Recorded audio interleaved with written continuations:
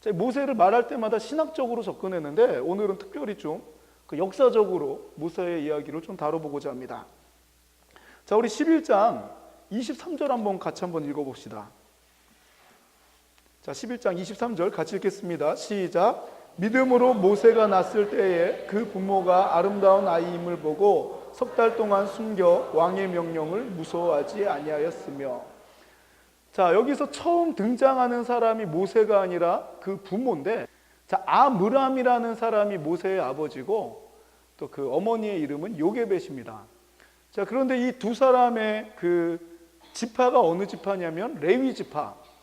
자, 그런데 이 사람들이 제사장, 레위 지파로서 성전의 일을 하는 그런 수준이 아니라, 이때가 어느 때냐면 그 창세기에서 출애굽기 넘어올 때 그 시간이 430년의 시간이 있거든요. 자, 그래서 저는 오늘 요 430년 동안 이야기를 집중적으로 다룰 텐데, 자, 이 부모님이 뭐 이 왕의 명령을 따르지 않는 게 대단한 것인가? 좀 역사적으로 살펴보면 이게 굉장히 큰 일입니다. 자, 우리 그 PPT 뒤에 그림 좀 넘겨주세요. 자, 이게 어느 피라미드에 그려진 그림인지 모르지만 그 이집트 역사를 보면 그 왕조가 쭉 나옵니다. 자, 이 왕조가 갑자기 뭐 2개가 된 때도 있고 여러 개가 된 때도 있고 통일 왕조가 된 때도 있고, 이 역사가 하도 길다 보니까 이 문명의 발상제 아닙니까? 길다 보니까 이 왕조가 굉장히 막 뒤죽박죽으로 나오는 그런 때도 있고, 보통 왕조가 300년에서 800년씩 한 왕조가, 이 스케일이 우리랑 다릅니다. 뭐 길어봤자 뭐 조선 왕조 500년 하는데 여기는 뭐 짧으면 300년, 길면은 뭐 800년 뭐 이런 수준입니다. 자, 그런데 이 패권을 우리 그 한국 같은 경우는 한양을 누가 차지했느냐에 따라서 그 한반도의 패권을 그 한양을 중심으로 하잖아요. 지역으로 따지면. 근데 이집트는 어디를 중심으로 하냐면 나일강 하류의 그 삼각주를 중심으로 합니다. 자, 이 뭐 오늘날 뭐 람셋이나 성경에 나오는 비돔 지역 이런 지역을 말하겠죠.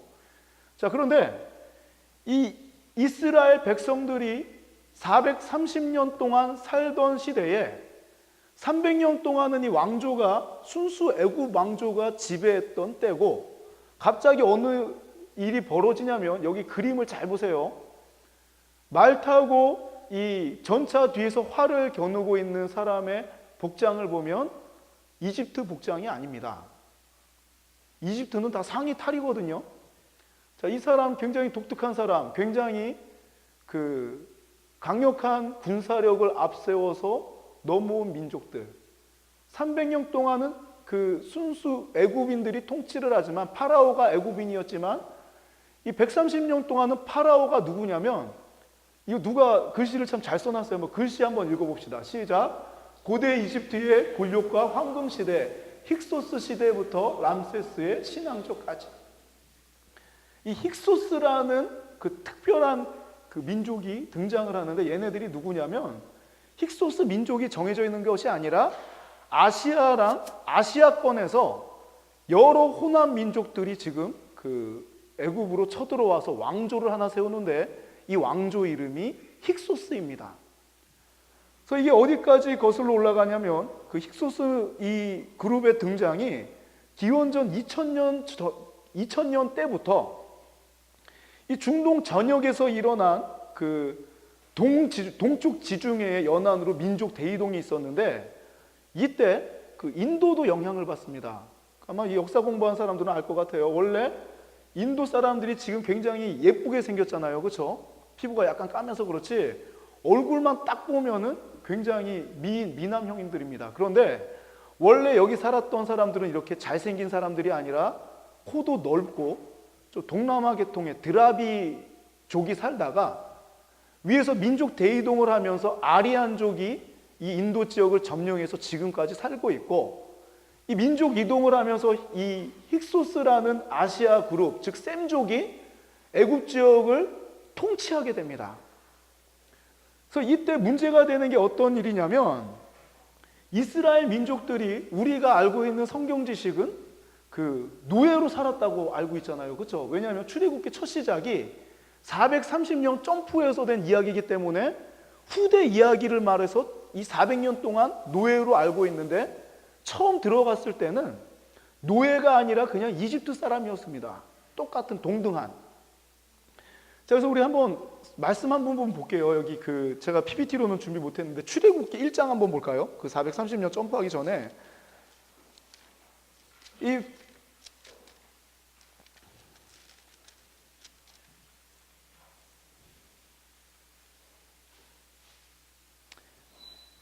자, 1장 10절 말씀만 같이 한번 읽어봅시다. 자, 이 8절부터 10절까지. 자, 같이 읽겠습니다. 시작. 요셉을 알지 못하는 새 왕이 일어나 애굽을 다스리더니 그가 그 백성에게 이르되 이 백성 이스라엘 자손이 우리보다 많고 강하도다. 자, 우리가 그들에게 대하여 지혜롭게 하자. 두렵건대 그들이 더 많게 되면 전쟁이 일어날 때에 우리 대적과 합하여 우리와 싸우고 이 땅에서 나갈까 하노라 하고. 아멘. 자, 우리는 이 사이의 역사를 모르기 때문에 이 절만 딱 본다 그러면 어떤 생각이 드냐면, 그 전에는 요셉과 친했던 왕이었는데 단순히 그 뒤에 그 파라오가 죽고 그 뒤에 일어난 왕자는 뭐 이 대수를 430년이라고 안 보고 그 다음 왕으로 보통 많이 생각을 합니다. 그래서 요셉을 모르는 왕, 자, 이렇게 한글 성경으로만 보면은 단순히 그냥 모르니까 괴롭히나 보다 하는데, 이 130년 동안 어떤 일이 벌어지냐면 이쪽에 있는 사람들, 흰 바지 입은 사람들은 그 이집트 사람들입니다. 그런데 그 뒤에 있는 사람들 있죠. 갑자기 유목민족들이 이 이집트 지역에 쳐들어와 가지고 이 이집트 사람들은 지금 뭐 하고 있는 거냐면 농경 생활을 하고 있고, 그 뒤에 힉소스 이 그룹은 유목 생활을 합니다. 자, 그리고 뒤에 있는 무기들도 보면 이 당시 이집트의 문명은 청동기인데 철기 문명을 가지고 와서 강력한 통치를 한 108년에서 130년 정도 합니다. 자, 여기 출애굽기 1장 8절에서 말하는 요셉을 알지 못하는 왕은 어떤 왕이냐면 힉소스 왕족을 추출하고 그 다음에 세워진 신왕조, 제18왕조를 말합니다. 자꾸 어려운 말만 나오죠. 요셉을 알지 못하는 왕, 자, 순수 애굽 혈통의 왕이라 그러는데 힉소스 이 민족이 들어오지 않았다면, 자, 역사적으로 봤을 때 이 사람들이 애굽에 쳐들어오지 않았다면 이스라엘 사람들은 그냥 이집트 사람으로 살았을 것입니다. 이 부분 굉장히 잘 생각해야 돼요. 다시 한번 말합니다. 애굽의 그 초고도 문명, 당시에 초고도 문명의 지배를 받는 사람이 똑같은 대우를 받고 사는데 여기서 벗어나고 싶을까 과연? 모든 혜택을 누리면서 살고 있는데 지금 이 가장 비옥한 땅, 다른 나라의 흉년이 들어도 먹을 것이 있는 이 비옥한 땅에서 동등한 시민으로 살고 있는 사람들이 과연 저 이 황무지 같은 가나안 광야로 갈 생각을 할 수 있었을까? 뭐 할례도 없어지고 성전도 없어지고 다 없어진 상태입니다. 애굽 사람이 된 상태. 갑자기 힉소스 문명이 들어오더니 이스라엘과 문화가 똑같습니다. 유목 문화에 똑같은 셈족 사람들. 힉소스 왕가가 장악하면서 이집트에 어떤 일이 벌어지냐면 이집트 사람들은 다 하등 민족이라고 그 노예 취급 비슷하게 하고 이 계층을 나누는데 셈족을 우월주의로 갑니다. 그래서 요셉을 알지 못하는 왕, 아는 왕이라는 이 힉소스 왕가에서는 어떤 정책을 피냐면 이스라엘 사람들을 우대하고 관리로 등용하기 시작합니다. 그러다가 이게 시간이 뒤집어져서 애굽 사람들이 쿠데타로 성공을 하니까 힉소스 민족은 전부 다 아시아로 물러가고 애굽 왕이 바로가 통치하는데 이스라엘 사람들을 보니까 이상한 겁니다. 야, 너희들 지금 우리 민족하고 똑같이 과거에는 살았는데 힉소스 왕가가 왔을 때 니네들은 도대체 누구냐? 똑같은 셈족 아니냐? 그래서 하는 말이 바로가 지금 두려워하는 게 전쟁이 날 때에 우리와 같은 이 애굽민으로 서는 것이 아니라 셈족 저 사람들하고 붙어서 전쟁을 하면 큰일 나겠구나. 그걸 갖다가 사전에 막자는 말이 출애굽기 1장 8절부터 10절까지의 내용. 좀 이해가 됩니까? 굉장히 어려워져서 저도 굉장히 죄송해요. 자, 힉소스가 거기 정착하지 않았다면 이 이스라엘 사람들은 가나안으로 갈 생각을 못하고 있습니다. 이걸 갖다 우리에게 적용해 보면 우리 삶 가운데 왜 하나님은 나에게 고난을 주시는가? 이 질문 굉장히 많이 하죠. 그렇죠? 왜 내가 원하는 대로 하나님께서 내 길을 열어주시지 않는가? 왜 하나님은 이런 걸로 고민하게 하시는가? 지금 이 이스라엘 사람들도 힉소스 왕가가 이집트를 통치했을 때는 최고의 특혜를 받는 같은 셈족으로서 최고의 특혜를 받고 살지만 이 특혜가 사라지고 오히려 억압됐을 때 이스라엘 백성들은 그때부터 뭘 하기 시작하냐면 하나님을 찾기 시작합니다. 마찬가지로 우리의 삶에 있어서도 이런 고민과 고난들이 하나님 앞에 나오게 되는 그런 이 원동력이 된다 그러면 이 고난은 정말 우리가 구원받기 위해서 하나님의 자녀로 살기 위해서 필수적인 요소라는 것입니다.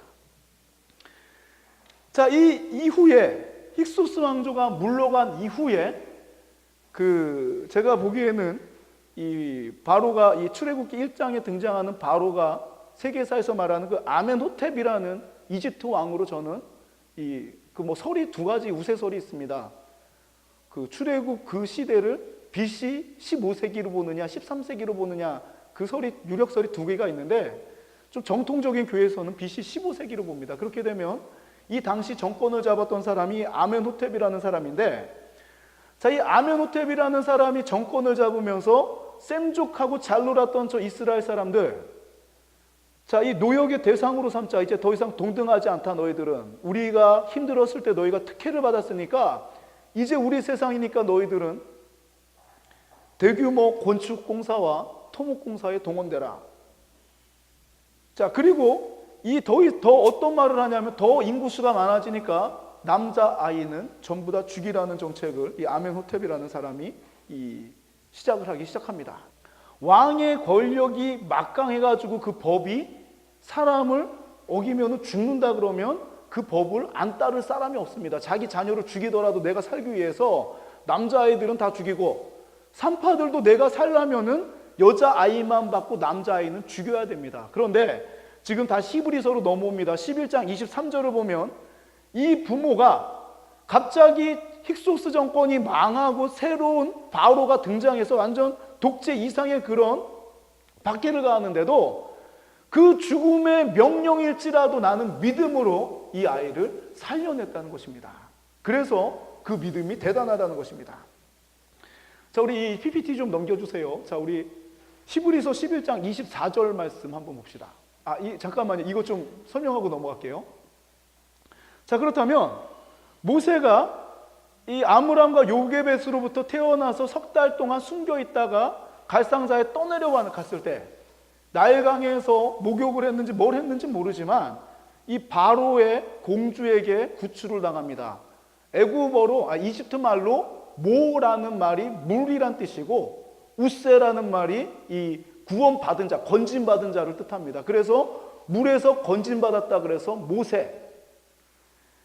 자, 이 모세를 건진 이 공주의 이름이 세계사에서 말하는 하셉수트라는 여인인데, 이 하셉수트가 어떤 일을 했냐면 지금 이게 바로 하셉수트의 장신전인가 장례전이라고 합니다. 이 여자가 죽었을 때 피라미드처럼 만든 그 건물을 말하는데, 이게 저도 안 가봐서 모르지만 이 굉장한 관광 명소라고 하더라고요. 하셉수트를 말하자면 주변에 형제나 자매가 전혀 없이 바로의 유일한 딸입니다.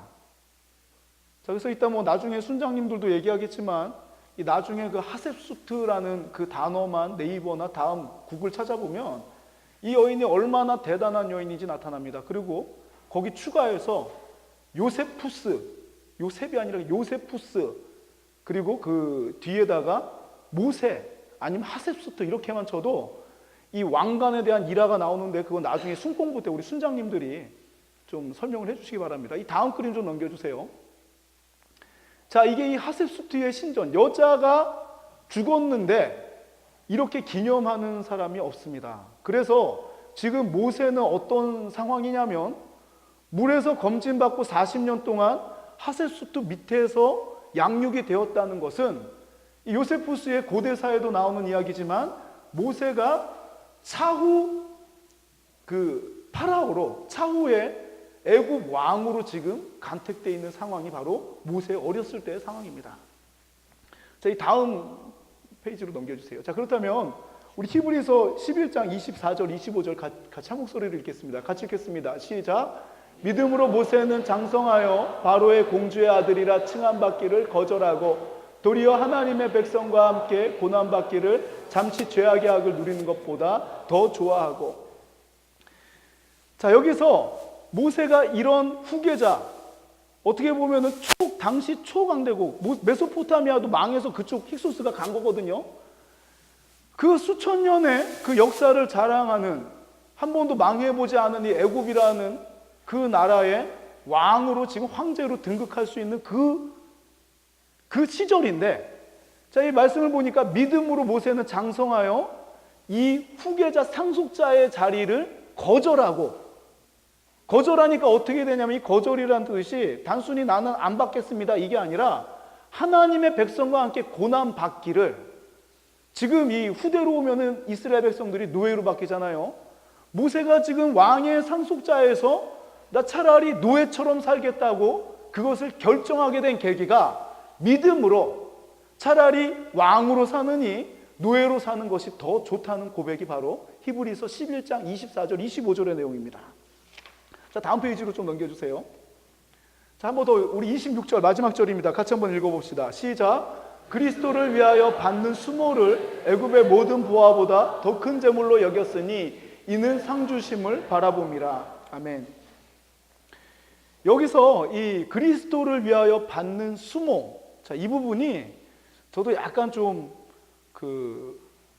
이렇게 좀 답답한 면이 있습니다. 이 영어 단어에서도 보면 포나 테이크 이런 단어들은 이 문맥에 따라서 약간 뜻들이 달라지는 거 맞죠? 그렇죠? 제가 영어는 거의 몰라가지고 이 단어를 딱 보면 사전 봤을 때 여러 가지 이런 용법으로 설명이 쫙 되어 있는 단어들이 있습니다.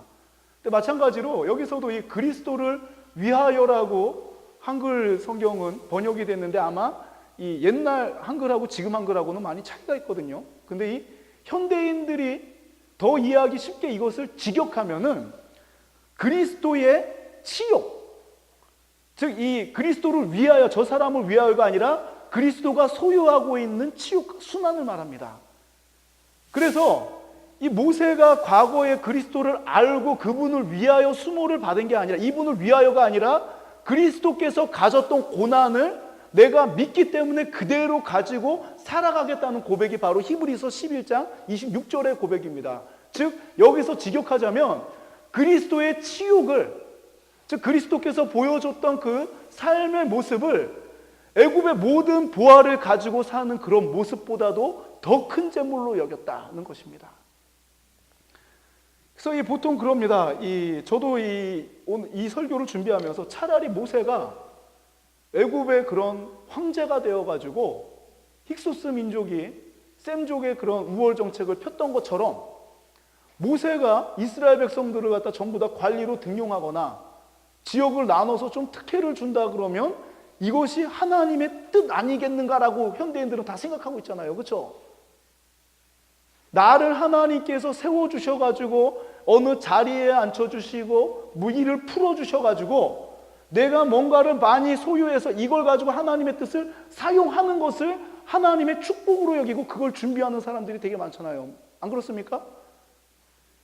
그런데 믿음의 사람 모세는 이걸 가진 게 아니라 마치 그리스도께서 그 하나님의 자리를 버리고 죄인 밑바닥 자리로 함께 걸어가신 것처럼 모세도 그 왕의 상속자의 자리를 버리고 저 히브리 민족들과 똑같은 노예 상태로 들어가서 같이 생활하는 것을 하나님의 뜻으로 여겼다는 것입니다.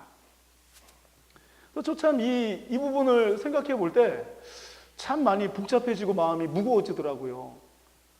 그리스도께서 보여줬던 삶의 모습을 보니까 내가 원하는 삶이랑 많이 다르더라고. 많이. 그냥 한 방에, 그쵸? 우리가 어렸을 때 많이 말하잖아요. 이렇게 복잡하게 구원하시지 말고 한 번에 다 천국 데리고 올라가면 되는 거 아닌가? 마치 하나님께서 물로 다 쓸어버리는 것처럼, 뭐 노아 시대 때 다 쓸어버리는 것처럼 나쁜 놈들 다 처단해주고 우리 이렇게 고통받는 주의 백성들 다 한 번에 구원해 주시면 편한데, 그리고 십자가상에서도 그렇게 처절하게 돌아가시는 것이 아니라, 그렇죠? 다들 그냥 거기서 기적을 한 번만 보여줬다면, 성전에서 뛰어내리고 돌이 떡이 되게 만들어줬다면 전부 다 믿고 하나님의 백성이 될 텐데 왜 그랬을까? 예수님께서 십자가를 지시고 고난의 길을 간 것이 나를 살리시기 위해서, 나는 그 사탄까지도 연결이 되더라고요. 사탄을 바로 그냥 처단한 것이 아니라 하나님의 마지막 심판 때에 지옥불로 떨어뜨리는 그 이유가, 거기에 내가 죄가 연루가 돼 있으니까 나를 살리시기 위해서 하나님의 그 인내하심과 또 나랑 동등된 모습으로 오신 것이 나를 건지시기 위한 그런 그리스도의 희생이 아닌가. 그래서 믿음 있는 사람들, 모세 같은 사람들도 그냥 그 상속자에서 권력으로 어떻게 하려는 것이 아니라 그리스도가 보여줬던 그 가지고 갔던 그 사랑의 모습, 그리스도의 치욕을 가지고 히브리 민족들과 같이 생활하면서 그 애국을 빠져나가서 이 가나안으로 들어간 것이 아닐까. 또 놀랍게도 이 모세가 바로 앞에 섰을 때 한 내용이 우리 못 살겠습니다, 건져 주십시오가 아니라 무슨 말을 했냐면 하나님 앞에 예배하게 해주십시오, 이 고백이었거든요. 우리가 하나님 앞에 430년 동안 예배 드리지 못했는데 이제는 예배 드려야겠어. 자, 처음에 막 바로랑 그런 대화들 한번 출애굽기 한번 보십시오. 안 된다 그랬다가 뭐 좀 남자들만 가라 그랬다가 다시 돌아오라 그랬다가 예배 때문에 싸우다가 이 싸움이 커지니까 하나님의 구원까지도 연결이 됩니다. 즉 신앙의 영역에 있어서도 작은 것들 하나하나 놓치면 우리의 큰 믿음까지도 놓치게 되는 경우가 있습니다. 삶의 작은 부분들도 꼭 이렇게 승리한 우리 청년부가 되기 원합니다. 자, 여기서 또 마지막 26절 좀 다시 한번 마지막으로 좀 보여주십시오. 이 상주심을 바라봄이라 이 단어를 갖다가 이 기복신앙으로 이렇게 해석하는 분들도 계시더라고요. 가끔 제가 유튜브 설교를 보니까 뭐 이 기복신앙 쪽으로 막 이 복을 받는, 이 현세에서 복을 받는 그쪽으로 이 설교를 결론을 내시는 분들이 가끔 있습니다. 우리 교단에는 거의 없고. 자, 여기서 말하는 그 상주심이라는 거는 그 도깨비방망이 같은 그런 이상한 그런 신앙이 아니라, 우리는 이 하나님께 받는 상급들 있잖아요. 이게 최종 심판 때에서 주어지는 천국 들어가는 그 티켓뿐만 아니라 현 상황에서도 하나님의 상급은 분명히 존재합니다. 내가 기도한 가운데, 인내로 기도한 가운데 받아내는 하나님의 그런 선물들, 그런 축복들. 자, 그것을 보고 이 상주심이라는 의미는 당장 나한테 뭔가를 주십시오가 아니라, 하나님 지금 이렇게 수모를 당하는 가운데서도 함께 하심을 믿습니다. 왜냐하면 우리의 삶은 여기가 끝이 아니라 제일 마지막 모습은 하나님과 함께 승리하는 모습이기 때문에 지금 이 시기도 하나님께서 함께 하신다면 견딜 수 있습니다. 이 고백이 전제되어 있는 것입니다. 그래서 여기서 말하는 상주심이라는 건 내가 원하는 것을 그냥 그 자리에서 받아 누리는 것이 아니라 지금 이 치욕의 순간에도 하나님께서는 함께 하시고 이 시절이 지나가면은 승리하는 그런 상을 갖다가 설명하고 있는 것입니다.